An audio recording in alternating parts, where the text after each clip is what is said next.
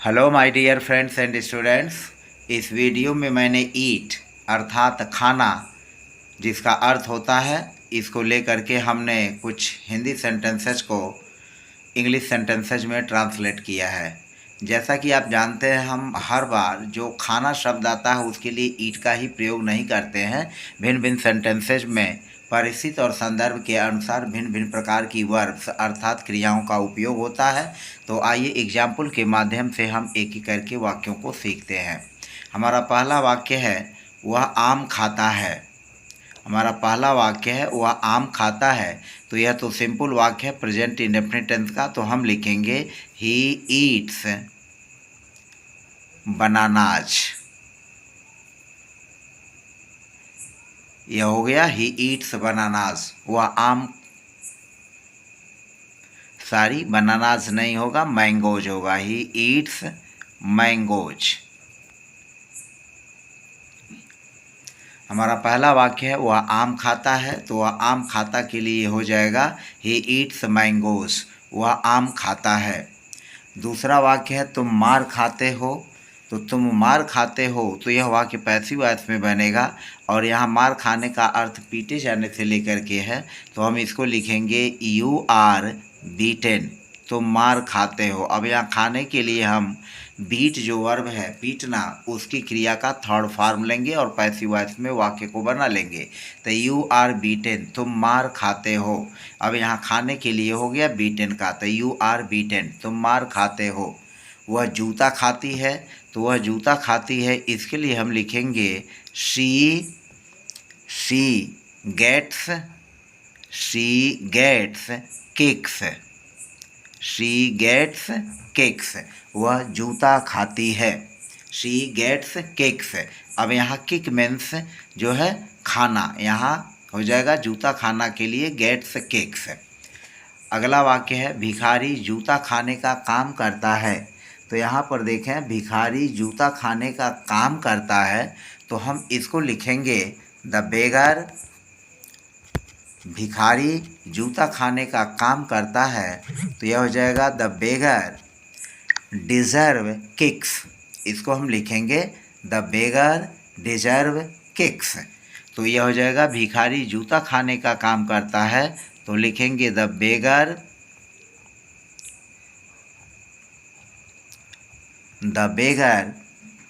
और यह हो जाएगा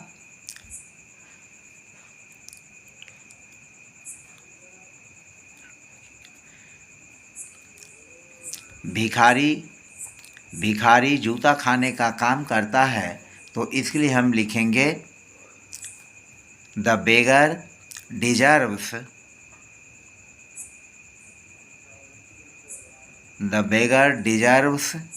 kicks. The beggar deserves kicks. भिखारी जूता खाने का काम करता है। पांचवा वाक्य है चपरासी हराम का पैसा खाता है। तो चपरासी हराम का पैसा खाता है, इसको हम लिखेंगे the peon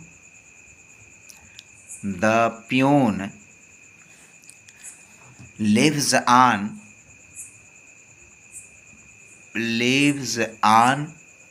dishonest means.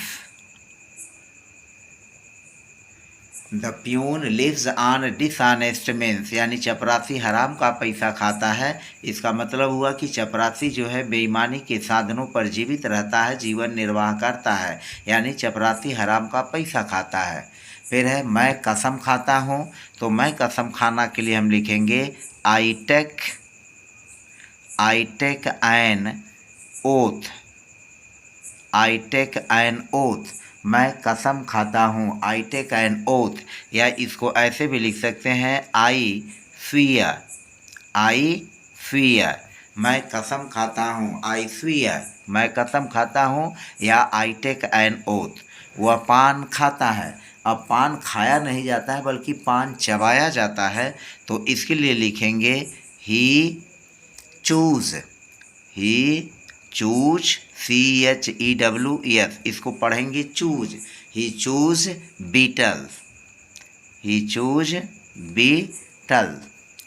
Beetle. वह पान खाता है। He chews betel. हवा खाने चले जाओगे तो इसके लिए लिखेंगे you will go to the dogs. हवा खाने चले जाओगे, you will go to the dogs. तो दूसरों की कमाई खाता है यानी दूसरों की कमाई पर अपना जीवन निर्वाह करता है, तो इसको लिखेंगे your brother lives on. Your brother lives on the sweet of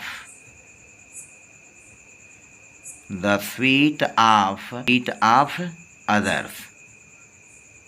your brother lives on the sweet of others. तुम्हारा भाई दूसरों की कमाई खाता है। 10वां वाक्य है लड़का भर पेट खाता है। तो लड़का भर पेट खाता है तो इसको लिखेंगे द बॉय ईट्स, खाता है। The boy eats to his fill. The boy eats to his fill. लड़का भर पेट खाता है। The boy eats to his fill. अगर मैं कहूँ कि मैं भर पेट खाता हूँ तो आई ईट टू माई फिल। अगर कहें कि लड़की भर पेट खाती है तो इसको लिखेंगे the girl eats to her fill. अगर हम कहें कि वे भर पेट खाते हैं तो दे ईट टू देयर फिल। तो इस तरह से यहाँ सब्जेक्ट जिस तरह से रहेगा उसी के अनुसार जो है हम इज की जगह जो है वर्ड्स को यूज कर लेंगे। फिर अगला देखें, उसने खाना पीना छोड़ दिया है। उसने खाना पीना छोड़ दिया है तो इसको लिखेंगे he has given up. He has given up taking का मतलब खाना पीना यानी लेना। He has given up taking everything. उसने सब कुछ लेना छोड़ दिया है, अर्थात खाना पीना छोड़ दिया है। तो टेक मीन्स खाना पीना भी होता है। तो he has given up taking everything. उसने खाना पीना छोड़ दिया है। खाना कपड़ा जीवन की आवश्यकताएं हैं तो इसको लिखेंगे खाना कपड़ा जीवन की आवश्यकताएं हैं। Food and clothing. यहाँ हो जाएगा फूड यानी खाना एंड क्लोथिंग।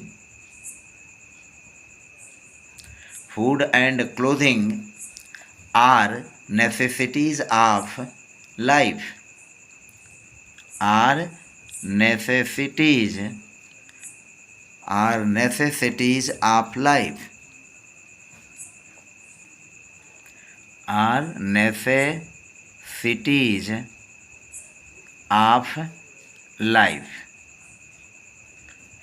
का खाना कपड़ा जीवन की आवश्यकताएं हैं। Food and clothing are necessities of life. फिर अगला वाक्य है मेरा सिर चक्कर खाता है। तो किसी का सिर चक्कर नहीं खाता बल्कि चक्कर आने का अनुभव होता है, फीलिंग होती है। तो इसके लिए हम लिखेंगे मेरा सिर चक्कर खाता है। माई हेड, इसको लिखेंगे my head feels। My head feels। My head feels giddy। My head feels giddy। मेरा सिर चक्कर खाता है। या सिंपल वे में लिख सकते हैं I feel giddy। I feel giddy यानी मुझे चक्कर का अनुभव हो रहा है। तो आई फील giddy। भिखारी बहुत खाऊ है। इसको लिखेंगे the beggar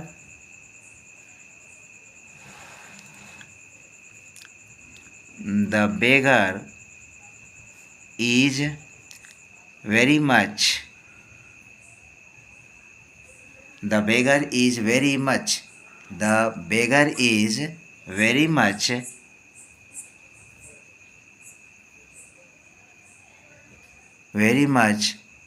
glutton। The beggar is very much glutton। भिखारी बहुत खाऊ है। The beggar is very much glutton। भिखारी बहुत खाऊ है। हम इसको ऐसे भी लिख सकते हैं the beggar is a glutton। इसको ऐसे भी चाहें तो आप लिख सकते हैं the beggar is a glutton। The beggar is a glutton इसको ऐसे भी सिंपल वे में लिखा जा सकता है। वह जाड़ा खाता है, तो जाड़ा खाना का मतलब उसे जाड़े का अनुभव हो रहा है, तो he feels cold. He feels cold, वह जाड़ा खाता है। तुम घूस खाते हो, तो घूस खाने का मतलब घूस लिया जाता है, तो इसको लिखेंगे you take bribe. You take bribe, तुम घूस खाते हो। घूस खाने के लिए टेक ब्राइब लिखते हैं, यानी रिश्वत ली जाती है, रिश्वत खाई नहीं जाती है, तो यू टेक ब्राइब, तुम घूस खाते हो। सिंह आदमी को चट से खा जाता है। सिंह आदमी को चट से खा जाता है, तो यहाँ सिंह हो जाएगा the lion swiftly devours the man. सिंह आदमी को चट से खा जाता है, the lion swiftly devours the man है उसका खान पान अच्छा है, his way of living is good. His way of living is good, उसका खान पान अच्छा है। उसे खाने को कुछ नहीं है, यानी उसके पास खाने के लिए कुछ नहीं है, तो हम लिखेंगे he has nothing. He has nothing, he has nothing to eat. He has nothing to eat, उसके पास खाने के लिए कुछ नहीं है। He has nothing to eat, उसके पास उसे खाने को कुछ नहीं है। He has nothing to eat, यह खाने में अच्छी नहीं है, तो इसको लिखेंगे it is not good. It is not good to eat. It is not good to eat, यह खाने में अच्छी नहीं है, तो इट इज़ नॉट गुड, यह अच्छी नहीं है किसमें, खाने में, तो यहाँ में के लिए इन्फिनिटी टू का प्रयोग करेंगे और ईट का यूज कर लेंगे। It is not good to eat, यह खाने में अच्छी नहीं है। क्या है, दर्जी कुछ कपड़ा खा गया है, तो दर्जी कुछ कपड़ा खा गया है, इसके लिए लिखेंगे the tailor has stolen some cloth। The tailor has stolen some cloth, दर्जी कुछ कपड़ा खा गया है, तो खाने के लिए यहाँ चुराने का भाव लेंगे, तो the tailor has stolen some cloth, दर्जी कुछ कपड़ा खा गया है। 22वां वाक्य है लोहे को जंग खा गया है। लोहे को जंग खा गया है, तो यहाँ पर लोहा के लिए हम यूज करेंगे द आयरन, तो यह हमारा बनेगा द आयरन हैज रस्टेड। लोहे को जंग खा गया है, तो यूज होगा द आयरन, और यहाँ पर हो जाएगा has rusted. The iron has rusted, लोहे को जंग खा गया है। हमें खाने के लिए नहीं जीना चाहिए। हमारा अगला वाक्य है हमें खाने के लिए नहीं जीना चाहिए, तो सबसे पहले हम बनाएंगे हमें नहीं जीना चाहिए, तो इसका होगा we should not live. We should not live, we should not live, हमें नहीं जीना चाहिए किसके लिए, खाने के लिए, तो हो जाएगा टू ईट। यहाँ इन्फिनिटिव ईट के पहले टू का यूज कर लेंगे, टू ईट खाने के लिए। We should not live to eat, हमें खाने के लिए नहीं जीना चाहिए। हमारा अगला वाक्य है हमें खाना दो, यह हमारी मांग है, तो हमें खाना दो, give us food. Give us food, हमें खाना दो, यह हमारी मांग है। It's our demand. It's our demand, हमें खाना दो, गिव अस फूड, यह हमारी मांग है। It's our demand. खाने पीने का दाम बहुत बढ़ रहा है। खाने पीने का दाम बहुत बढ़ रहा है, तो खाने पीने का दाम, तो द प्राइसेस ऑफ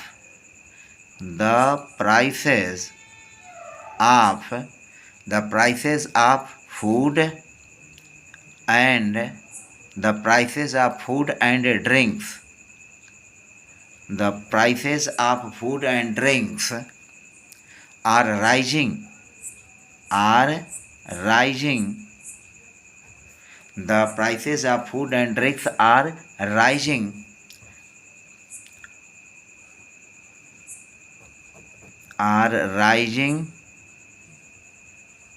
significantly,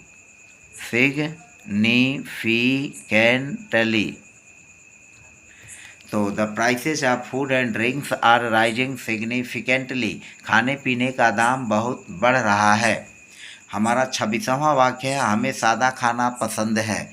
तो हमें सादा खाना पसंद है, तो इसको हम लिखेंगे वी लाइक, हमें पसंद है यानी हम चाहते हैं प्लेन फूड,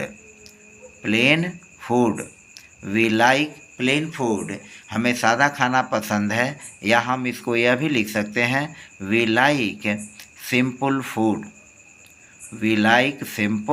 फूड, हमें सादा खाना पसंद है। We like simple food. हमारा लास्ट 27वां वाक्य है, मेरा सिर मत खाओ। तो मेरा सिर मत खाओ यह आज्ञावाचक इम्पेरेटिव सेंटेंस है। डोंट, और इसको लिखेंगे वैक्स और फिर मी, डोंट वैक्स मी, मेरा सिर मत खाओ। तो इस तरह से हमने 27 सेंटेंसेस के माध्यम से खाना यानी ईट के अर्थ के भिन्न भिन्न संदर्भ और परिस्थिति के अनुसार भिन्न भिन्न वाक्यों में प्रयोग किए जाने वाले खाने शब्द के लिए हमने वर्ड्स का यूज करके ट्रांसलेशन करने के बारे में जानकारी दी। तो फिलहाल आज की वीडियो में बस इतना ही, मिलते हैं नेक्स्ट वीडियो में, तब तक के लिए बाय बाय। यदि आप मेरे चैनल पर नए हैं तो प्लीज़ चैनल को सब्सक्राइब कर लीजिए, प्रेस बेल आइकन कर दीजिए ताकि आपको मेरे वीडियोस को नोटिफिकेशन समय समय पर मिलते रहें। Thank you.